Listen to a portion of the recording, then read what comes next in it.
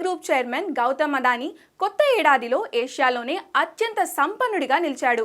Bloomberg billionaires ధనవంతుల జాబితాలో అదానీ 12వ స్థానంలో ఉండగా అదానీ నికర విలువ $97.6 బిలియన్ చేరుకుంది.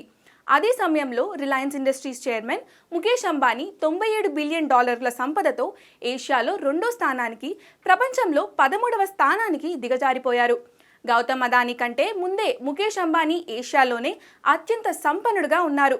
ఇక బ్లూంబర్గ్ బిలియనియర్స్ ఇండెక్స్ డేటా ప్రకారం కొత్త సంవత్సరంలో ప్రపంచంలోని టాప్ 20 బిలియనియర్లలో ముగ్గురి నికర విలువ మాత్రమే పెరిగినట్లు చెప్పింది. వీటిలో అదానీ, అంబానీలే కాకుండా అమెరికాకు చెందిన వారెన్ బఫెట్ కూడా ఉన్నారు.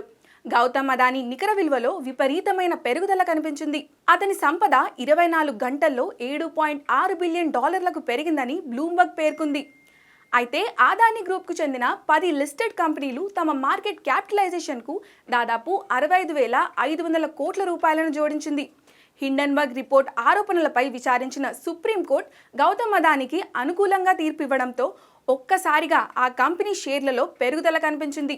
దీంతో అదానీ గ్రూప్ కంపెనీల మార్కెట్ క్యాపిటలైజేషన్ ఒక్కరోజు క్రితం 14.47 లక్షల కోట్ల నుంచి బుధవారం నాటికి 15.11 లక్షల కోట్ల రూపాయలకు పెరిగిపోయింది.